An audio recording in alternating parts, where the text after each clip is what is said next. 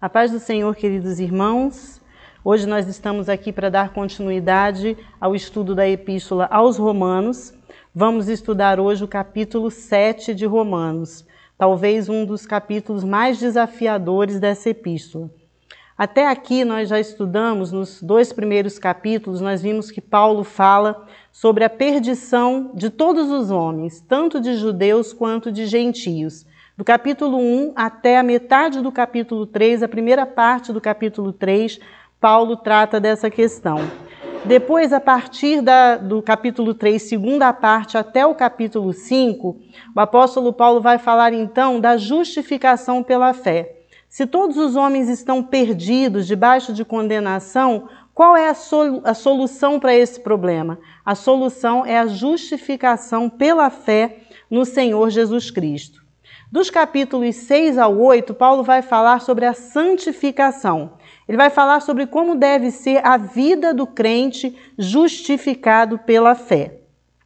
Nós vimos na semana passada, no capítulo 6, que o apóstolo Paulo fala sobre a união do crente com Cristo, na sua morte e na sua ressurreição, e sobre a consequente vitória do crente, já que ele está morto com Cristo para o pecado, ele está vivo para uma nova vida. Então, a consequente vitória do crente sobre o pecado.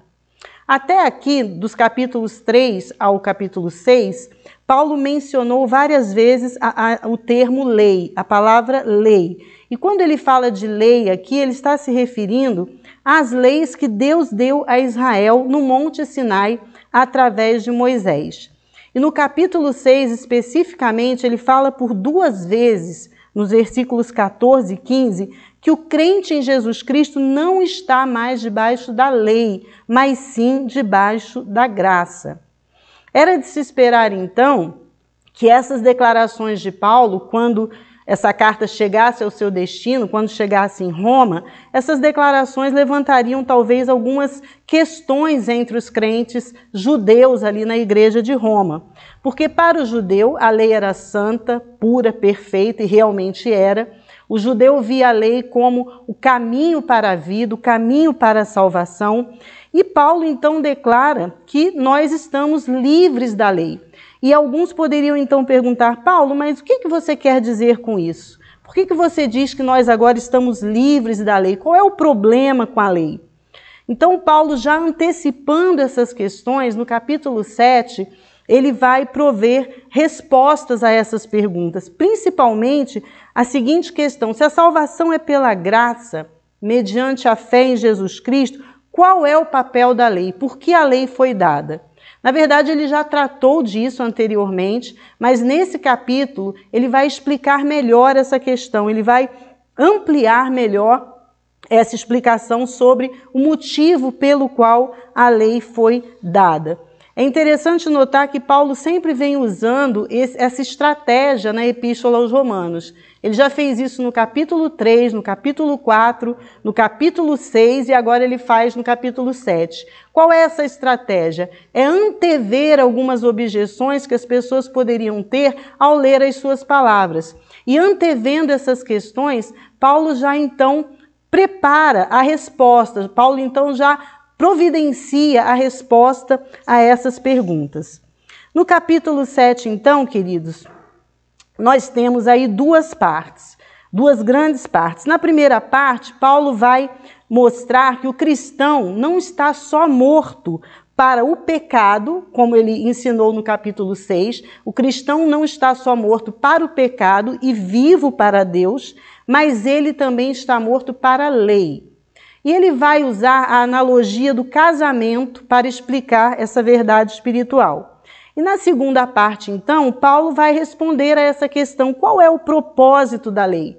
E ele vai mostrar, então, que a lei foi dada para caracterizar o pecado, a lei foi dada para ressaltar o pecado, condenar o pecado e mostrar que o homem que está debaixo da lei, tentando agradar a Deus sem a provisão da graça, vive em constante fracasso, sentimento de culpa e o fim dessas pessoas é a morte. Então vamos começar aqui na primeira divisão da epístola, Romanos capítulo 7, versículo 1, onde nós lemos então: Meus irmãos, falo a vocês como a pessoas que conhecem a lei. Acaso vocês não sabem que a lei tem autoridade sobre alguém apenas enquanto ele vive? Então, em primeiro lugar, Paulo aqui está se dirigindo claramente aos judeus cristãos da igreja de Roma, porque ele diz, meus irmãos, falo a vocês que conhecem a lei. Os judeus eram grandes conhecedores da lei, nós já falamos aqui sobre isso, eles receberam a lei e eram grandes conhecedores da lei. Então Paulo apela a esse conhecimento que os judeus têm, se dirigindo a eles, e pergunta, vocês não sabem que a lei tem autoridade sobre alguém apenas enquanto ele vive? O que é que Paulo está dizendo aqui? Paulo está dizendo que a lei de Deus, especialmente os 10 mandamentos, tem domínio sobre todos os homens desde que nascem até a morte. Então isso significa que as pessoas creiam em Deus ou não, as pessoas estejam preocupadas com Deus ou não, a verdade é que todo ser humano nasce debaixo da lei de Deus e precisa obedecer a essa lei. E é condenado porque não consegue cumpri-la e está destinado ao castigo eterno por causa disso. Essa é a condição de todo ser humano. Ninguém absolutamente está livre, pode escapar do domínio da lei nesse mundo enquanto estiver vivo. A única forma de alguém escapar do domínio da lei de Deus é com a morte. A morte encerra o domínio de Deus, o domínio da lei de Deus sobre o homem. Como é que Paulo prova esse ponto? Ele vai usar aqui a analogia do casamento, dos versículos 2 ao 4 de Romanos capítulo 7. Vamos ler então? Por exemplo, pela lei, a mulher casada está ligada a seu marido enquanto ele estiver vivo. Mas se o marido morrer, ela estará livre da lei do casamento. Por isso, se ela se casar com outro homem, enquanto seu marido ainda estiver vivo, será considerada adúltera. Mas, se o marido morrer, ela estará livre daquela lei. E mesmo que venha se casar com outro homem, não será adúltera. Então, o que Paulo está dizendo aqui era algo muito conhecido, é algo muito certo, que a mulher está ligada ao seu marido pela lei civil do casamento, enquanto o marido viver. Somente a morte pode dissolver essa união conjugal. E prova disso é que, enquanto o marido estiver vivo, se a mulher se casar com outro homem, ela é considerada adúltera. Agora, a quem Paulo está se referindo, então, com essa analogia do casamento? Nós vamos entender que Paulo está se referindo a 3 personagens aí, principalmente. Quem é a mulher? A mulher que se casa e está presa ao marido pela lei do casamento. A mulher somos nós, é toda a humanidade. Quem é o marido? O marido é a lei de Deus. Nós estamos presos à lei de Deus. Nós estamos em um casamento com a lei de Deus. Nascemos debaixo dessa lei, não podemos nos livrar dela. E quem é o outro homem a quem nós poderíamos pertencer caso esse primeiro marido morresse? Este outro homem é Cristo. Então, irmãos, imaginem só, é um casamento muito difícil, porque a lei, né, que é esse marido, ela tem muitas exigências, ela é um marido muito exigente, que exige obediência total, obediência completa e obediência perfeita. E a mulher, que somos nós, que é a humanidade, não tem como cumprir as exigências desse marido, porque a mulher não está à altura de todas essas exigências. Se ela quisesse pertencer a outro marido, que é Cristo, que também é perfeito, também é exigente, mas que oferece perdão, graça, suporte, ajuda para que essa mulher consiga obedecer a sua lei, só haveria um modo disso acontecer, se esse outro marido, que é a lei, viesse a morrer. Mas nós vamos ver aqui que essa analogia de Paulo, ela tem um final inusitado, um final inesperado. Nós encontramos aí no versículo 4. Assim, meus irmãos, vocês também morreram para a lei, por meio do corpo de Cristo, para pertencerem a outro, aquele que ressuscitou dos mortos, a fim de que venhamos a dar fruto para Deus. Então vejam o que acontece. Relembrando, na analogia, a mulher é a humanidade. O marido é a lei de Deus, a lei exigente de Deus. E o outro, a quem nós deveríamos pertencer, se nos livrássemos desse casamento com a lei, seria Cristo. Então, para que isso acontecesse, é Cristo. Para que isso acontecesse, o natural seria que o marido morresse. Se o marido morre, a mulher fica livre para se casar com outro homem. Então, se a lei deixasse de existir, se a lei morresse, nós estaríamos livres. Mas nessa analogia de Paulo, o que acontece é que não é a lei que morre. Deus não mata a sua lei, Deus não abole a sua lei. Não, nós é que morremos, como o apóstolo Paulo diz aqui. Assim, meus irmãos, vocês morreram para a lei. Então, o marido, que é a lei, ele continuou vivo, mas nós morremos para a lei. E quando que isso aconteceu? Aí nós voltamos ao capítulo 6. Isso aconteceu quando Cristo morreu e nós nos identificamos com ele na sua morte. Então, nós morremos para esse marido, para a lei, para agora pertencer a outro, que é Cristo, que ressuscitou dos mortos. E dessa forma é que nós podemos dar frutos para Deus. Só dessa forma, só morrendo para esse marido exigente que é a lei e ressuscitando para pertencer a outro que é Cristo, que nós podemos dar frutos para Deus. Então essa é a analogia que termina de uma forma inusitada, porque não é a lei que morre, mas nós é que morremos para a lei. Continuando aí, nos versículos 5 e 6, nós vamos ver aqui que Paulo fala de dois modos de existência, de duas formas de vida totalmente diferentes.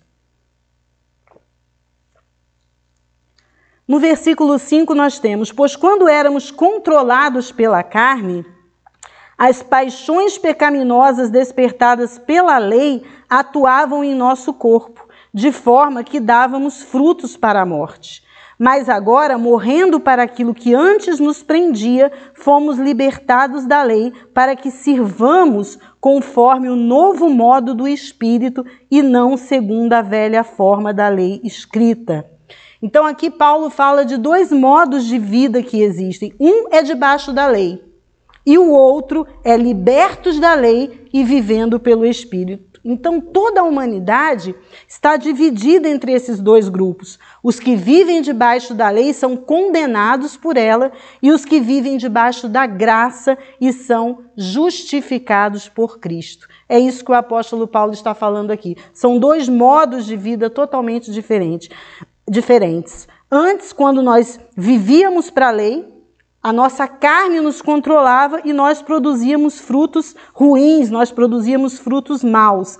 Mas agora que nós morremos para aquilo que nos prendia, nós morremos para a lei, agora nós podemos viver em novidade de vida, não mais pela letra da lei, seguindo aquele código apenas, que nós nunca conseguiríamos fazer, mas vivendo pelo Espírito, na liberdade do Espírito e tendo a graça e o poder de Deus para não viver segundo a carne, para agradar ao Senhor.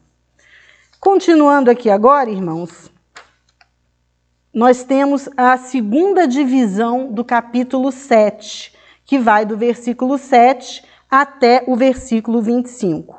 O que Paulo vai fazer aqui agora, como nós dissemos no começo, é dar aquela resposta, a resposta àquela objeção. A lei é pecado? Porque ele disse no versículo 5, né, que nós agora não somos mais controlados pela carne, porque nós morremos, né, para a lei. Quando a lei, as paixões pecaminosas despertadas pela lei atuavam no nosso corpo, nosso fruto era para a morte. Então, dizendo isso, o apóstolo Paulo esperava uma reação como essa. Alguém poderia dizer então Paulo, peraí, a lei é pecado? Você está dizendo que é a lei que é ruim? Você está dizendo que o problema do ser humano é a lei? E é isso que o apóstolo Paulo vai responder aqui, nesse trecho do versículo 7 até o versículo 12. Em primeiro lugar, irmãos, nós precisamos fazer algumas observações antes de começarmos a ler esses versículos, porque esse trecho é um trecho reconhecidamente difícil do capítulo 7 de Romanos. Mas nós queremos dizer o seguinte, o que Paulo vai descrever aqui é uma experiência anterior à sua conversão. É a experiência de uma pessoa não regenerada. Paulo está falando aqui daquele judeu ou de qualquer pessoa que tem o conhecimento da lei, não é? Que tem o conhecimento do pecado, que recebe a lei sabendo que a lei é algo bom, mas que não consegue cumprir essa lei. Então aquilo que era dado para a vida, que é a lei, acaba produzindo a morte porque a pessoa não tem condições de cumprir essa lei. Então Paulo está falando, o que ele vai descrever aqui nessa parte do capítulo 7 é essa experiência. Não é algo que ele, Paulo, vinha experimentando no nosso dia a dia, nós vamos ver por quê. Paulo não está falando da sua experiência atual como crente, como alguém justificado pelo Espírito Santo, regenerado. Ele está falando de uma experiência anterior. O que é que ele descreve aqui, nesse trecho, de 7 a 12? A quem ele se refere e a qual período? Existe controvérsia entre os estudiosos sobre esse ponto. Alguns entendem que Paulo está falando do período da inocência, até o período da responsabilidade, quando a pessoa passa deliberadamente a pecar contra a lei de Deus. Outros entendem que Paulo está falando sobre a experiência de Israel no Sinai, quando Israel recebeu a lei de Deus. E sendo Paulo um judeu, e tendo sido ele antes um fariseu zeloso da lei, ele vai falar aqui na primeira pessoa, eu, como sendo algo que fez parte também da experiência dele antes de se tornar um cristão. Qual é o alvo de Paulo aqui nesse trecho? É mostrar que a lei não é pecado. A resposta dele a essa pergunta, a lei é pecado? Ele vai dizer claramente, de modo nenhum. Mas a lei traz o conhecimento do pecado, estimula o pecado e com isso acaba gerando a morte. E como é que ele vai ilustrar essa realidade? Por meio da história de Israel. E ele fala como sendo um daqueles judeus que recebeu a lei ali no Monte Sinai. Então vamos entender agora a resposta de Paulo a essa pergunta. É a lei pecado? Versículo 7 do capítulo 7, então nós temos aí, que diremos então? A lei é pecado? E enfaticamente o apóstolo Paulo responde, de maneira nenhuma. De fato, eu não saberia o que é pecado a não ser por meio da lei, pois na realidade eu não saberia o que é cobiça se a lei não dissesse, não cobiçarás. Então nós vemos aí que a primeira resposta de Paulo é não, a lei não é pecado de forma alguma, mas a lei é que me mostra o que é o pecado. A lei torna o pecado conhecido. E ele usa aí esse exemplo do 10º mandamento. Quando a lei diz, não cobiçarás, eu passo a saber, a ter consciência realmente de que cobiçar é pecado. Então a lei mostra o pecado, ela revela o pecado.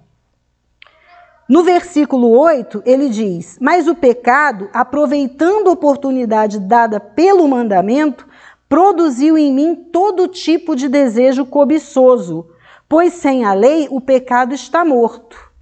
Então, mais uma vez, a lei é pecado? Não. Mas ela deu ocasião ao pecado para que despertasse na pessoa todo tipo de concupiscência. É aquela história da criança, quando você fala não faça isso, automaticamente ela sente aquele desejo, aquela tendência de fazer. Então é algo semelhante ao que Paulo está dizendo aqui. A lei não é pecado, mas o pecado tomou ocasião pela lei para despertar em mim todo tipo de concupiscência. Dos versículos 9 ao 11, ele continua então dando a sua resposta. Antes eu vivia sem lei, mas quando o mandamento veio, o pecado reviveu e eu morri. Descobri que o próprio mandamento, destinado a produzir vida, na verdade produziu morte, pois o pecado, aproveitando a oportunidade dada pelo mandamento, enganou-me e por meio do mandamento me matou. Então, o apóstolo Paulo está dizendo o seguinte, olha, a lei reavivou o pecado. Ela não é pecado, mas ela reavivou o pecado, porque quando eu tomei conhecimento da lei, o pecado tomou ocasião pela lei, tomou ocasião desse conhecimento, estimulou o pecado e por causa disso eu morri. Então aquilo que era bom, aquilo que era para trazer vida, acabou trazendo morte. E no versículo 12, finalmente, ele diz claramente, de fato, a lei é santa e o mandamento é santo, justo e bom. Então o problema não é com a lei. A lei é boa, o mandamento é santo, justo e bom. Qual é o problema? O problema somos nós, que não conseguimos guardar a lei. O problema é que a lei santa, justa e boa foi dada a homens pecadores. Então essa que é a questão. Jamais há algum problema com a lei. A lei de Deus é perfeita. Ela realmente dá vida, mas só que nós, como seres humanos imperfeitos, caídos, não conseguimos obedecer a essa lei. E é essa que é a questão. E realmente o alvo de Deus com a lei era trazer a Israel a consciência, do pecado, era trazer a Israel a consciência do pecado, a importância dos sacrifícios e apontar para a necessidade de um Salvador. Mostrar que ninguém sozinho, pelos seus próprios esforços, conseguiria cumprir completamente a lei de Deus. Então esse era o objetivo. No versículo 13 está escrito: então, o que é bom se tornou em morte para mim? Porque essa conclusão que alguém poderia chegar, mas então você está dizendo que a lei de Deus que é boa se tornou em morte para você? Não, de forma alguma. Mas para que o pecado se mostrasse como pecado, ele produziu morte em mim por meio do que era bom, de modo que por meio do mandamento ele se mostrasse extremamente pecaminoso. Então não é a lei que produz morte, é o pecado que é extremamente maligno, que é extremamente pernicioso, que toma ocasião pela lei e torna aquilo que é bom em algo que é ruim. Ele usa a lei para os seus próprios propósitos perversos e ruins. Então a lei, ela é santa, ela é perfeita, mas o pecado toma a ocasião da lei para provocar a morte. Bem, queridos, agora nós temos aí uma segunda parte dessa segunda sessão do capítulo 7, onde Paulo vai mostrar dos versículos 13 ao 25 uma vida sob a lei. O que é a vida de alguém sob a lei, tentando se justificar pela lei.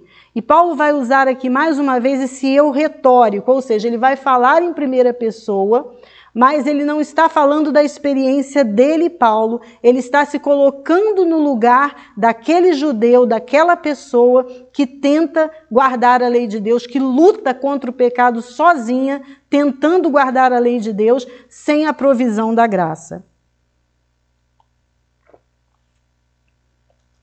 Aqui também nós precisamos fazer algumas importantes observações, porque o que Paulo descreve aqui, dos versículos 13 ao 25, é um total fracasso, uma angústia, uma agonia desse judeu, ou como eu disse, de qualquer outra pessoa que tenta guardar a lei, que sabe que a lei é boa, tenta cumpri-la, mas não consegue. Paulo não está descrevendo aqui um conflito. O que ele está descrevendo aqui é uma completa derrota. Nós precisamos falar isso porque alguns crentes, quando leem esse trecho, pensam que Paulo está falando da sua vida como cristão. Pensam que Paulo está falando da sua vida depois de justificado por Cristo, depois de regenerado. Mas nós vamos ver que isso não é possível. Embora haja um conflito na vida de todo crente, a Bíblia diz isso, mas esse conflito não é o que está sendo descrito aqui nesse trecho, porque aqui nós não encontramos simplesmente um conflito, nós encontramos a descrição de uma derrota total. E o crente não vive dessa maneira, como nós vamos mostrar com a leitura desses versículos que leremos agora. Então, começando aí, queridos, do versículo 14... nós vamos ver como Paulo descreve a vida desse judeu, dessa pessoa que está tentando guardar a lei sem a provisão da graça de Deus. Versículo 14. Sabemos que a lei é espiritual. Eu, contudo, não o sou, pois fui vendido como escravo ao pecado. Pensem bem, Paulo não pode de forma alguma estar falando aqui como crente regenerado. Porque no capítulo 6, no versículo 14, ele diz: pois o pecado não os dominará, porque vocês não estão debaixo da lei, mas debaixo da graça. Ele não poderia se contradizer no espaço de um capítulo. O capítulo 6 é um capítulo que fala da vitória do crente sobre o pecado. E agora, quando Paulo afirma, no versículo 14 do capítulo 7, sabemos que a lei é espiritual, eu, contudo, não o sou, pois fui vendido como escravo ao pecado, ele não está falando do Paulo transformado. Ele está aqui descrevendo a situação de uma pessoa irregenerada, sujeita à lei, como nós dissemos, todo ser humano está sujeito à lei, consciente da sua incapacidade de agradar a Deus pelos seus próprios esforços. Ou seja, uma pessoa lutando sozinha contra o poder do pecado. Então isso precisa ficar muito claro. Paulo está falando de alguém irregenerado. As palavras são muito fortes. Fui vendido como escravo ao pecado. Esse não é o crente em Jesus Cristo. Esse é alguém antes da justificação, antes da conversão. No capítulo 7, esse que nós estamos analisando agora, estudando nesse momento, Paulo está demonstrando a insuficiência da lei para nos redimir a parte da graça. Ele não está falando da insuficiência do Evangelho, porque o Evangelho é plenamente capaz de nos redimir. Então, isso precisa ficar bem claro. Esse vendido aqui ao pecado não é o crente. Paulo não está falando dele depois de regenerado.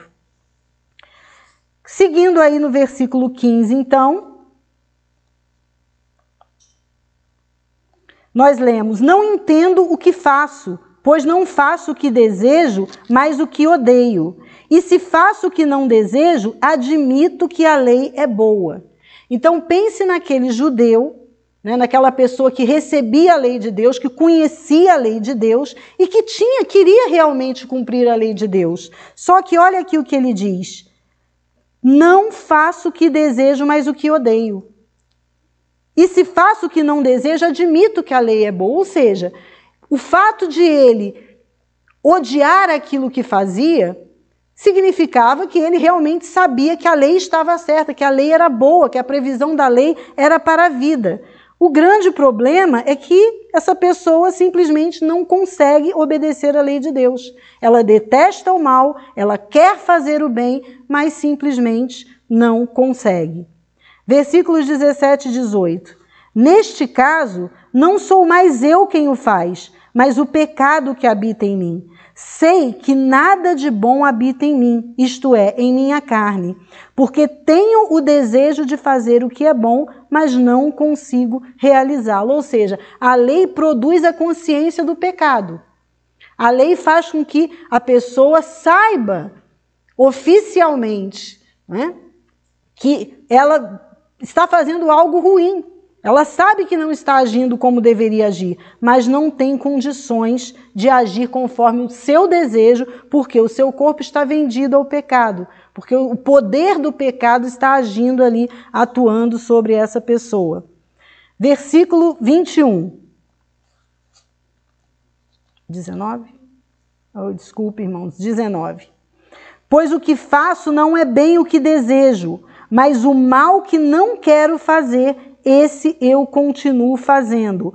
Ora, se faço o que não quero, já não sou eu quem faz, mas o pecado que habita em mim. Ou seja, Paulo olha para trás e agora, depois de convertido, depois de regenerado, ele pode fazer uma análise da vida que ele mesmo viveu como judeu, como fariseu zeloso. E é essa descrição que Paulo faz. O bem que eu desejo, eu não faço. Ele está falando do judeu. Ele está falando daquela pessoa que vive debaixo da lei, que quer cumprir a lei de Deus. O bem,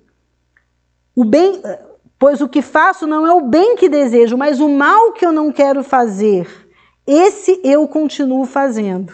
Se eu faço o que não quero, já não sou eu quem faz, mas o pecado que habita em mim. Ou seja, é uma luta constante entre aquilo que essa pessoa quer fazer, entre aquilo que ela sabe que é correto fazer, mas existe uma lei operando no seu corpo que impede que ela faça aquilo que é correto. 21. Assim encontro esta lei que atua em mim. Quando quero fazer o bem, o mal está junto a mim. Então vejam que é uma situação desesperadora, uma situação de derrota, de você querer fazer o que é certo, de você lutar para fazer o que é certo, mas simplesmente não conseguir. Versículo 22. No íntimo do meu ser tenho prazer na lei de Deus. Aqueles judeus, crentes lá do Antigo Testamento, eles tinham prazer, muitos deles tinham sim prazer na lei de Deus e queriam obedecer a Deus. Mas vejo outra lei atuando nos membros do meu corpo, guerreando contra a lei da minha mente, tornando-me prisioneiro da lei do pecado que atua em meus membros. Mais um versículo que deixa muito claro que o que Paulo está falando aqui não pode ser sobre um crente redimido, sobre um crente justificado, porque ele diz aqui que o pecado está atuando nos seus membros. E nós vimos aqui que o crente que é justificado pela fé em Jesus Cristo, o pecado perde o poder sobre a vida dele. Ele não é livre ainda da presença do pecado, ele passa sim por momentos de luta, o crente enfrenta luta sim, ele vai algumas vezes até cair e fracassar, mas ele vai se levantar e vai continuar. E o que Paulo está descrevendo aqui é uma derrota total. Então, mais uma vez, em contraste com o capítulo 6, ele não está falando do crente, porque o crente está livre do poder do pecado. Versículo 24, então. Miserável homem que sou, quem me libertará do corpo sujeito a esta morte? Então vejam só agora, irmãos, o resultado desse processo. Esse processo aqui dessa pessoa que, debaixo da lei, lutando contra o pecado, se sente totalmente derrotada, fracassada, não consegue fazer o que quer, sente que no seu corpo tem uma lei mais forte do que a lei de Deus, que a leva, que a impele ao pecado. Qual é o resultado desse processo todo? O resultado desse processo é esse grito do versículo 24. Miserável homem que eu sou, quem me libertará do corpo sujeito a esta morte? E, na verdade, a lei de Deus tem esse propósito. Fazer que o homem dê esse grito. Esse deveria ser o grito de toda a humanidade. Quando reconhece a sua condição pecaminosa e a sua total incapacidade de agradar a Deus pelos seus próprios esforços, é isso que o homem deveria dizer. Quem me libertará do corpo dessa morte? A lei veio para isso. Para mostrar o quanto nós somos pecadores e o quanto nós necessitamos da misericórdia e da graça de Deus. E aí o apóstolo Paulo, já no final desse capítulo, no versículo 25, ele já começa então a mostrar qual é a resposta a essa pergunta. Graças a Deus por Jesus Cristo, nosso Senhor. De modo que com a mente eu próprio sou escravo da lei de Deus, mas com a carne da lei do pecado. Então Paulo está mostrando aqui que a resposta a esse grito, quem me livrará do corpo dessa morte? A resposta é uma só, Jesus Cristo, nosso Senhor. Só Ele pode nos livrar do corpo dessa morte, só Ele pode nos garantir a libertação da lei, do pecado, para que nós vivamos em novidade de vida. Então, queridos, resumindo aqui o que Paulo fala nesse capítulo 7 de Romanos, que é um capítulo maravilhoso, Paulo vai mostrar aqui para que serve a lei de Deus. A lei de Deus vem para trazer essa convicção do pecado, para quebrar a nossa arrogância, para mostrar a corrupção do nosso coração. A lei de Deus vem para que nós possamos entender que nós precisamos de um Salvador. Todo homem, quando se vê nessa condição, repito novamente, deveria se perguntar: quem me libertará do corpo dessa morte? Eu sou um homem miserável, eu não consigo agradar a Deus de forma alguma. E a resposta, então, está no Evangelho de Jesus Cristo. E Paulo, então, utiliza, né, a história do povo de Israel, a história do judeu que recebe a lei, aquela lei que veio para a vida, aquela lei que veio para mostrar qual é o caminho da vida, mas que se mostra algo pecaminoso. Não que a lei seja pecaminosa, mas ela deu ocasião ao pecado. Então a lei que era para dar vida acaba trazendo morte. Então Paulo mostra aqui que a única solução é o Evangelho de Jesus Cristo, que a salvação é pela graça de Deus e não pela obediência da lei, porque senão ninguém seria salvo. Esse é o ensino do apóstolo Paulo no capítulo 7 e no capítulo 8, que nós veremos no próximo estudo,